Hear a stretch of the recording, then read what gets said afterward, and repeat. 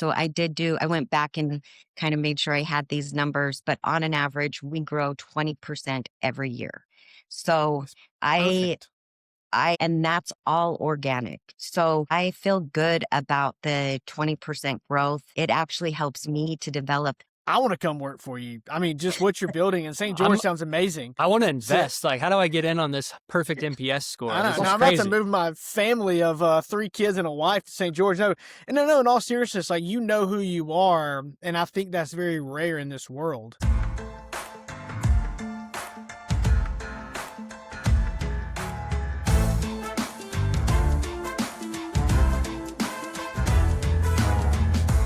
Welcome to Unfiltered, the official podcast of PropertyManagement.com. I am your host, Dylan Scroggins, joined by the founder of PropertyManagement.com, Mr. Matt Speer. And we have a special guest today out of St. George, Utah, Miss Candice Cather, owner of STG Rental Management. Candice, how are you? Thanks for joining us on this Friday.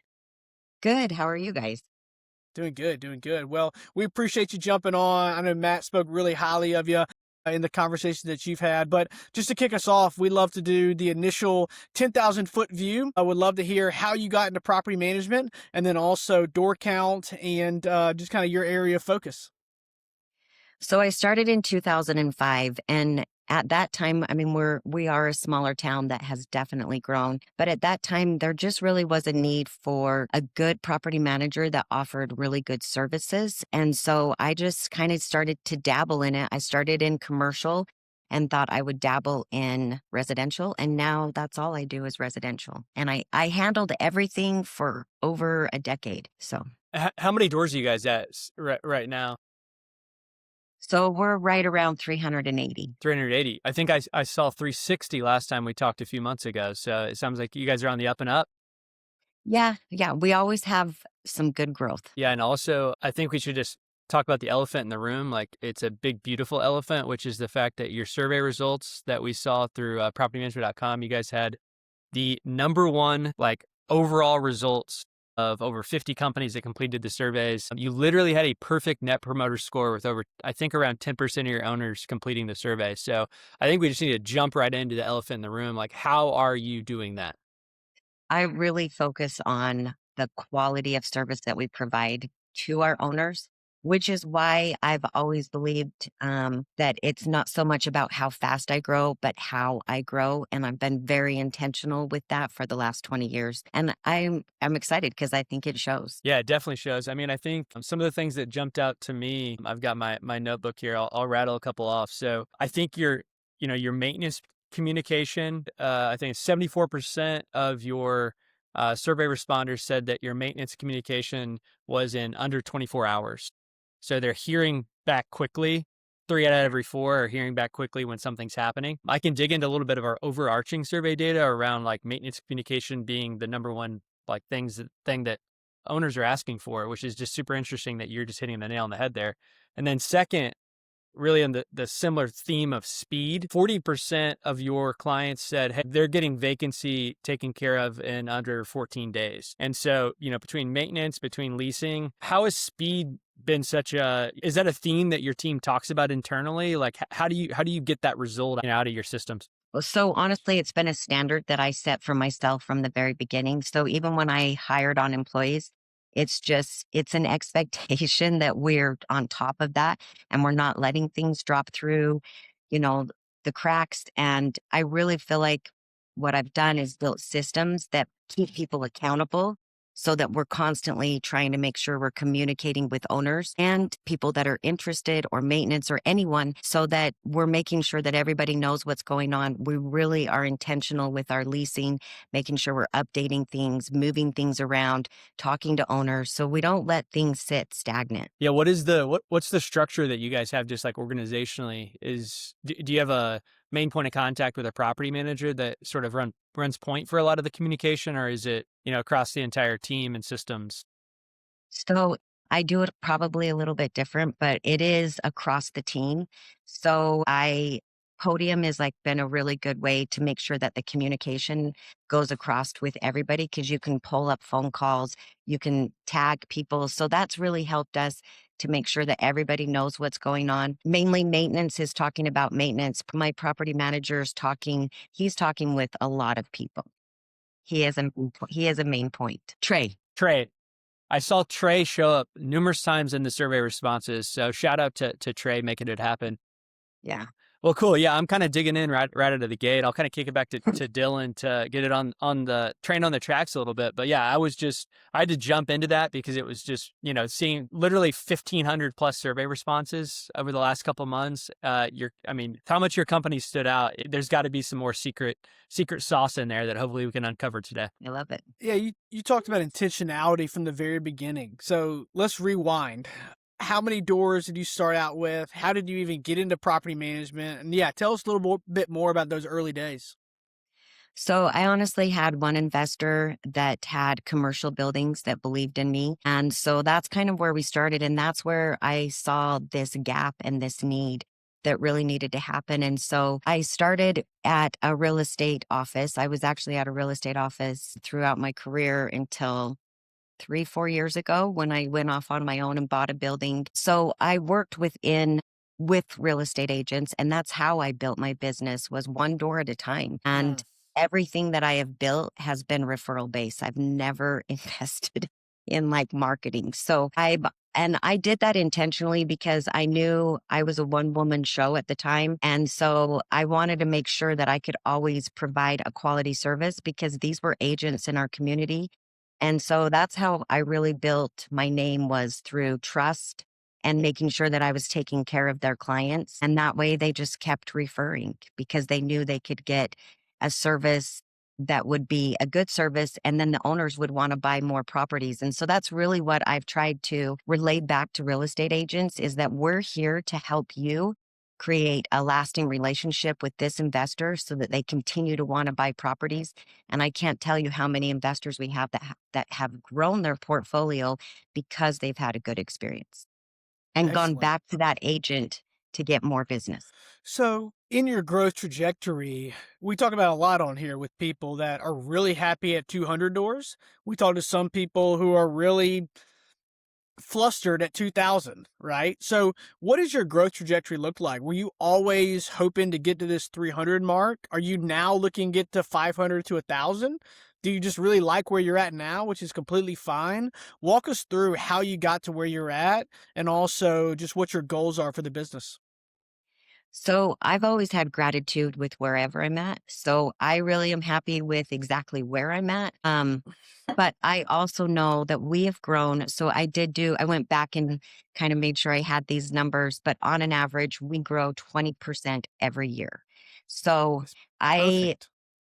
and that's all organic. So I feel good about the 20% growth. It actually helps me to develop the skills that I need as a leader, a business owner, and to make sure that I'm growing with the business so that it's a business that everybody within the organization is happy because they're not dealing with stuff that they shouldn't have to be dealing with, because property management can get messy. And so I like to make sure that not only are my employees happy because we're taking on the right customers, and it just makes their job easier. So I try to be very intentional, not only with our growth, but to make sure that the team is happy within the growth, if that makes sense. Yeah. There's a lot of listeners who would be jealous at 20% year over year growth. That seems just an absolute sweet spot number, because 2% and 200% both sound terrifying. Well, and 20% growth, and also, sort of the wow factor is no marketing. It's all based on reputation and based on just doing a good job for your clients. Yeah, I mean, I don't know. I've probably talked to 150 property managers in the last 3 or 4 months, and I feel like the best property managers are the ones that have that attitude of focusing on the foundation rather than the growth silver bullet. And it sounds like you guys are in a good spot there, while also not being like, hey, we need to take over the world and be at like 1,500 doors. You're like, hey, we're happy where we are right now, which I think is really cool. So tell us about the team. I have the recruitment background, so I'm always interested in this. You mentioned you were flying solo there for a while.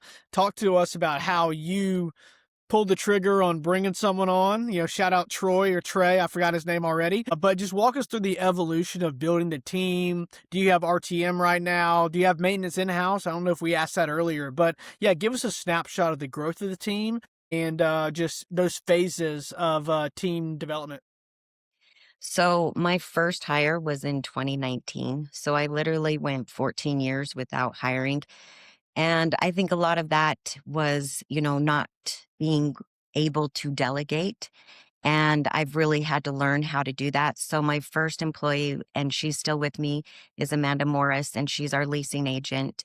And so that really was, thank goodness she stuck with me because it was a big transition in like me learning to be a lead, to delegate, to hand things over. But really, what I have loved about the team that we have right now, my maintenance is in house. There was a period where I had hired it out virtually where you can do that, but I really felt like it was worth it bringing it back in home. And that has made a huge difference. So I'm super happy with the team. I really like to kind of use the football terminology of tush push. We really move, we push together in the same direction. And so what I love is that I see the team, they like pick up where someone else might need something, like they really truly work together. And it's kind of beautiful to see. So like when we win together. And then when there's like challenges or losses, we all kind of take it on as a team and it's a way to learn. And I always tell the team that what's important is whenever something comes up that we learn from, then it's an opportunity for us to become better and to not look at it as a negative thing. Are you an Eagles fan? No, I'm a Green Bay Packer fan. All right. So you have some, are you originally from Wisconsin? No, it's just that my dad loves that team and I love my dad. I think I Great think answer. I think the all-time like biggest Packer fan, my buddy from college is coming to visit me this weekend, and he's a little demoralized from last week, but yeah, love the Cheeseheads. Yeah, I had to send a check-in text because I got a neighbor here in Alabama who's a massive Packers fan, and it's the exact same story. His dad was. And I feel like, I mean, maybe it's just recency bias, but I feel like that's most common with some of those like legacy teams, right? Is, Yeah. hey, I don't know why. I was born this way. Yeah, exactly. Yeah. Well, love the tush push reference. That's great. And I think sometimes that's what it takes in property management. Matt, did you have something?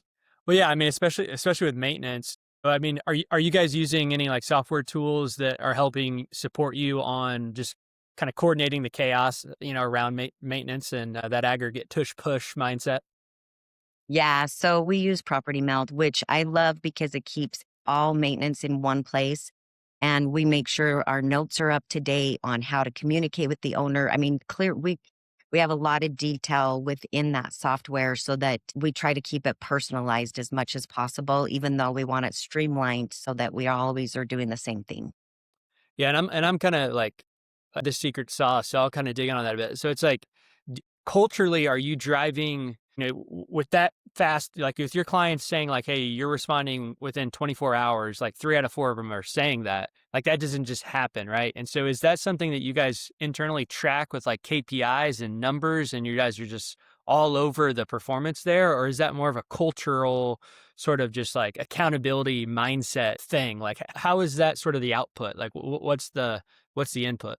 We do track KPIs, but that actually isn't one of, I mean, we do track those, but I feel like it really is culture. And I really trust my team. I believe they're the experts. I train them to be the experts. And so I trust them. Nice. That's awesome. So people just go find out, just go find the best people. That's how you get the, Yeah. best maintenance and leasing times. That's awesome. Yeah, it does seem like you've become the master of retention, right? You've kept your team. It sounds like you have a lot of long-standing tenure there. You've kept your clients, you kept your investors, you kept your real estate agent contacts. So, yeah, I mean, I feel like you're like the George Bailey of St. George. It's a Wonderful Life reference there. So well done. That's awesome. And I just, for whatever reason, like it does seem like kind of what Matt's saying, like a lot of people maybe over leverage some of the technology, the marketings, etc. But it feels like you've built this business really the old fashioned way, for lack of a better term, on like relationships and referrals and obviously like a lot of great service. And that has always been my philosophy. I've always, at the end of the day, I never wanted to make it about money. I wanted to make it about people and making a difference in the community. And I really kind of, I mean, you have to understand, I'm one of the only female business owners in property management in Southern Utah. So I always kind of felt like that was like maybe a disadvantage to who I was, but I'm starting to see now that it actually is what has made us great. So it's kind of fun to have that kind of show up now 20 years later. That's Yeah, awesome. yeah. Overnight success 20 years later. 20 No, years just kidding. later. Yeah, Yeah. that's funny. So actually, sorry, just one quick thing. Tell us more about the community, right? I know you mentioned before we hit record, you're 2 hours from Las Vegas, you're 4 hours from Salt Lake City. I want to touch on that because I think a lot of times in property management, they are, a lot of the companies I recruit for or folks that we've been interviewing, like they tend to be 45 minutes to an hour outside of metro. Talk us through just kind of the unique challenges of being, once again, not remote in any way, shape, or form. It's a beautiful part of the country. But yeah, what's your market like right now, just in general? Well, what I love about St. George in Utah is, first of all, we're an ingress, like, so people move to here. And then on top of it, like, I mean, 2005, we were super small. And so I've been able to watch the growth. We've been year over year, one of the top 10 places that people have relocated to just because of the beauty. I mean, we're right outside of Zion National Park, Red Rocks. I mean, I really do live in one of the most beautiful places in the world. So it's not surprising that we've had so many people move here, and it's been fun to watch that growth and also grow with it. But it is, I mean, we've got a smaller town vibe for sure. What's the last concert you saw at Red Rocks? Well, so Red Rocks is in Colorado. I've never been there, but I definitely want to do it. All right, we're gonna challenge you on that. Next time, repeat interview. We got to get you over to Red Rocks. I thought you had mentioned it was closer. Cool, Matt. I didn't interrupt you earlier. What you got, man? Yeah, no, I think that's really cool. I mean, I looking up the good, I always like to. I've never been to Utah other than at the airport, and I've just seen kind of the mountains in the distance. But yeah, looking up the Google images of St. George area, it seems like you kind of. I mean, it's probably cold there now, but like it seems like you guys are living in a pretty desirable spot. But yeah, it still has that small town feel, which I think is pretty cool as well. Yeah. No, it's like today will be 60 degrees, beautiful blue skies. It's nice. Oh, well, we appreciate you talking to us. You got to get outside. We got to wrap this up. Well, let's zoom out a little bit. I think you've given us some really great, storylines and narratives that'll be helpful for the audience just on STG. But let's just zoom out to the industry as a whole, right? What are some things right now that excite you about the property management industry?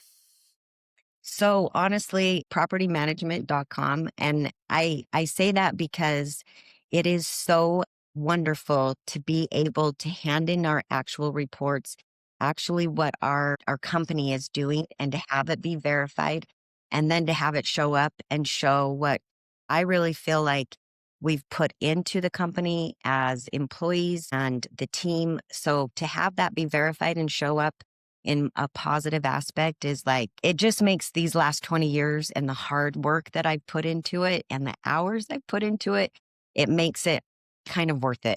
Not kind of, it Let's makes it go. super worth it. Yeah, no, Wow. yeah, I mean, I love first to off, hear that. Yeah, yeah, I mean, Matt, get a Kleenex, man. That's awesome. For the yeah. record, we did not tell Candice to say that. We even told her she did not have to mention propertymanagement.com, but we really appreciate that. And I say we as in like the third party here. So, but tell us more about that with the verification and putting a stamp on your hard work. Like, walk us through more of that process and how maybe you're leveraging it to find investors or even tenants for your business. Well, really, how we're leveraging it right now is first, I just have really wanted it to validate my team. So I want to start with them first because without them, we wouldn't have accomplished what we have. So, and then I think it's more than anything, I am not a big bragger in what we've done. So that might be something that I'm working on. Like, hey, look what we did. We did add, we're working on, so my web designer, she's been working on making sure that like we've got a page that is for owners to verify who we are, and it's linking them straight to your website. So we're in the process of that right now. We've added the symbol down to on our email, on our signature. So I don't mind doing it in small ways because I really don't love bragging about what we've done, but I love the validation of the hard work that we've put into this, and having that show up, because that means a lot to me, and I know it means a lot to our team members. Yeah, I want to dig in on that a bit, because I haven't heard a lot of people talk about propertymanagement.com in the sense of like retention or like culturally with their team, like giving the team recognition. But also, like, if you think about, I don't know, just thinking about my days as a property manager, it seemed like our biggest success, like our biggest growth periods, were when we had the best team and, you know, everybody humming and moving in the same direction. So it sounds like the recognition with your team is a really big part of your success and your growth. You know, a little bit counterintuitive, but I find that pretty interesting. Do you feel like that's a factor of your growth, or is it you're not thinking about it strategically? It's just like, hey, this is the right thing because like your team's crushing it and you want to let them know. Yeah, I really do feel like it, because the team really is the heart of the property management, and that's the message that gets sent out. So I want to make sure that they know how important they are to the team, and their success creates success outside that shows up on propertymanagement.com. So it's awesome. Yeah, that's great. Dylan, what do you got? What do you got next for us here? So, keeping the theme of high level property management, I know we just talked about propertymanagement.com, but besides that, any other recent change or adjustment that you're making to the business in 2026 based on some of your 2025 performance? This is a new year, right? I don't know when people are going to be listening to this episode, but I think it's an awesome time to start implementing things after your leadership offsites, et cetera. It's a really fun time of the year. So talk to us through what you learned in 2025 and what you're immediately implementing or changing in 2026. Okay, so that's a great question, because I thought about that. And so really it all started in Q4 of 2024.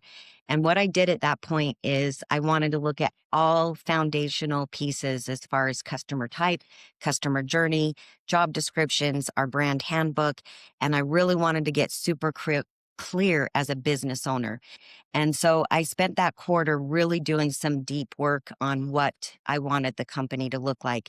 I rolled it out in January 2025 to the team so that they had a clear vision of exactly where I wanted the team to go, where I wanted the company to go. And what has been so magical is to see that through 2025 and to see it shift the employees and how they were showing up. And then really to see how that correlated through to our customers. And where I know that it hit the customers is in our Google reviews. You could literally see sections of sentences that matched our brand handbook. And so that's how I knew that we had created the success that I had spent so much time envisioning.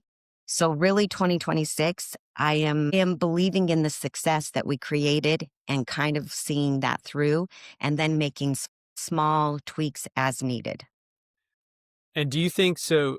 You mentioned earlier that a lot of your growth has been driven by your clients buying more properties. So like expansion within the portfolios of your clientele.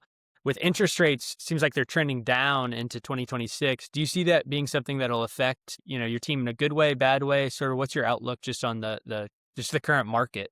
So, I mean, I do think that we have seen more owners. I call them owners because they're homeowners that have a low interest rate, that can't sell, that want to rent. So we're still seeing that, which we did that in 2008 and 2010, which is great. But I really feel like we're still going to have investors. I literally had one that had built a multi-complex call the other day and say, hey, I have more money I need to put somewhere, but I'm doing it because I've been so impressed what you guys have done with my first portfolio, and now I'm ready to go even bigger. And he goes, that's a compliment to you guys because I was kind of hesitant. So that's what we want to see. We want to see owners that are like, hey, this is cash flowing and I don't have to think about it, and I want to keep expanding. So that's really what we're looking for.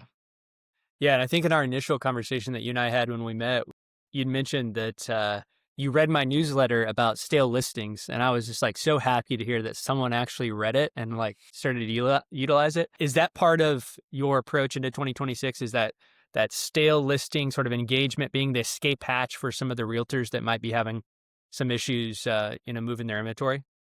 Absolutely, because we want to be a resource to real estate agents. That has been our focus for 20 years. This has been awesome. Candice, I've really enjoyed this. I feel like you know who you are, and I don't think a lot of people can say that, especially business owners. You know exactly who your business is. It sounds like you have an awesome pulse on your team. I want to come work for you. I mean, just what you're building in St. I'm George sounds amazing. I want to So, invest. Like, how do I get in on this perfect NPS score? I know. This And is I'm about crazy. to move my family of 3 kids and a wife to St. George. No, and no, in all seriousness, like you know who you are, and I think that's very rare in this world. So speaking of property management, it's a hard business. It is not for the faint of heart. When I think of STG, I just think a lot of health. Like it seems like it's just a very healthy business, which is a very high compliment for the property management industry. Well, you're a very authentic person. I've had a really good time meeting you. I know Matt's really enjoyed, once again, the conversations and really impressed with what you've built and are building, not just from a door count standpoint, which is impressive, but also with the team and the impact on the community. It's awesome. It really is inspiring. Matt, any final words? Yeah, I mean, I have to remain pretty unbiased with our, true match scoring and all these property managers. But I think STG is, let's just say, on top of my list in terms of best companies in the United States right now. So very, very, very cool. And you're the heartbeat of that business. So it's been great digging in.